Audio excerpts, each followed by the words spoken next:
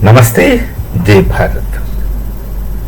Shaik Hasina, the former Bangladesh Chief Minister, technically she has not resigned. Prime Minister, sorry, not Chief Minister. Technically she has not resigned,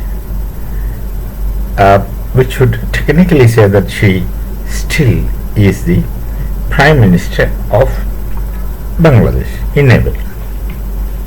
But then elections took place later where she was not represented, her party was not represented, and it was a one-sided election with this Bangladesh Nationalist Party.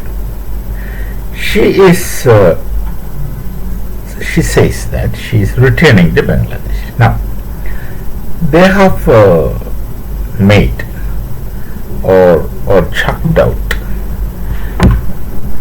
several charges against Shaik Hasina already.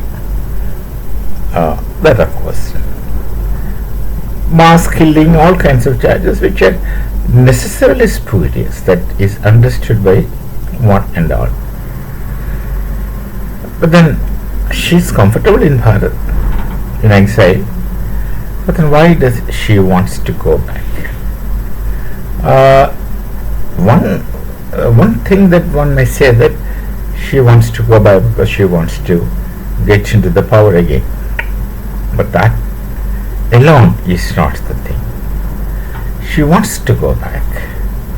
She declares she is going back, and she says that I don't mind if I am even getting killed. So the point is, the moment she reaches Bangladesh, somehow she will be arrested, charged, and all those proceedings will happen. But why is she taking the risk? Here is the Bangladesh politics. Her party, Awami League, is now practically leaderless, number one. These people are without leader, and whatever they can do will be too small.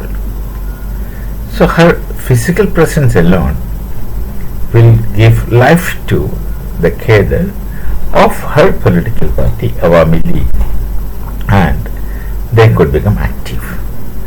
And depending upon the extent of their activity, there is a possibility that Shaik Hasina can become free and go for an election whenever it is possible. That's one thing.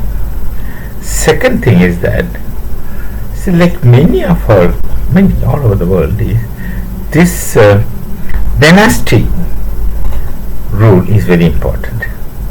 The people in common, they accept the dynasty rule. See, our nation is not an exception. We have seen dynasty rule in Bharat, which is still the case. You see, we have seen the Congress party.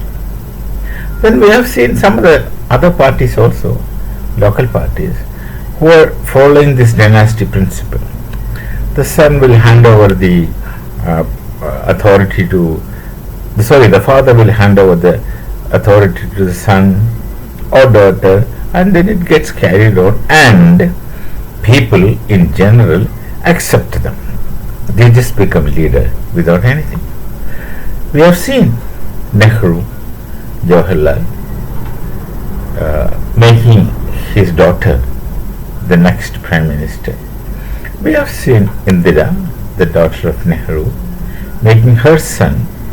She groomed Sanjay Gandhi, her one son, to be Prime Minister, but then some story behind.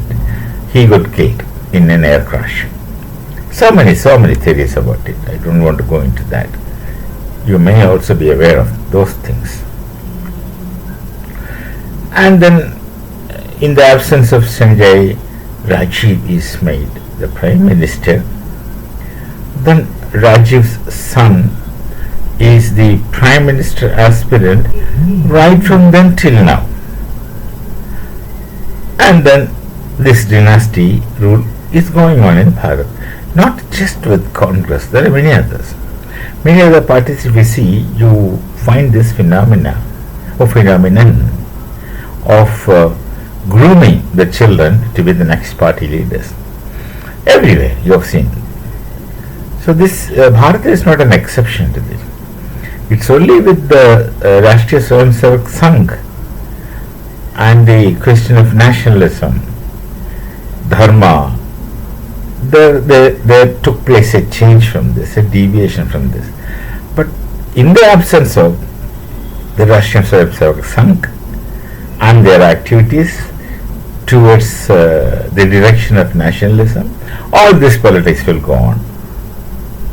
Again, it will happen tomorrow also. For some mysterious reasons, if Sangh ceases to be operative, of course, which is not possible. But if Sangh ceases to be actively present in Bharatiya society, these things could go on. So in Bangladesh, it's the same thing. Mujibur Rahman's daughter, Shaik Hasina, has got a granted acceptability among a section of people. Similarly, Shaik Hasina's son, this Tariq Rahman, has got a given acceptability among the Bangladesh Nationalist Party cadre member. Now they accuse Shaik Hasina of acting at the will of Bharat, because she was in Bharat for this 1.5 year plus time. But then how about their present Prime Minister Tariq Rahman, who had been living in UK for something like 17 years without ever coming back to Bangladesh. He left Bangladesh because there were some 46 plus criminal cases against him. That's what nobody thinks. So the same allegations are also applicable to the present Prime Minister Tariq Rahman. So dynasty rule is important in Bangladesh, and also not just in Bangladesh, even in Bharat. So her presence would make a lot of difference. Precisely for that she is going back, and perhaps that is needed. Corruption, I don't know to what extent Shaik Hasina is corrupted or not corrupted. Could be there, obviously, could be. But then the present Prime Minister's corruption is much more in volume and perhaps on intensity as compared to the Awami League possible corruption. Now that's their internal lookout. And we have seen that during the regime of Shaik Hasina, Bangladesh was making definite progress. Now, definite rigorous downfall, miserability. The situation is miserable, and there is no hope in the future. And also, they have made so many mistakes by aligning themselves with the Jamaat-e-Islami and Pakistanis. Both are equally radicals, and radicalism destroys the real heterogeneity of a society, even within Islam itself. They would look for one particular sect of Islam only. The others will be as good as kafirs, which they explicitly say of.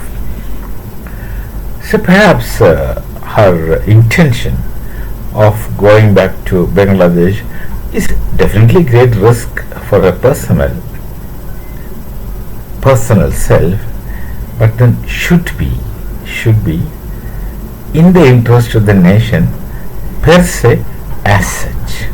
We shall meet. Namaste. Jai Bharat. Jai Sri Ram.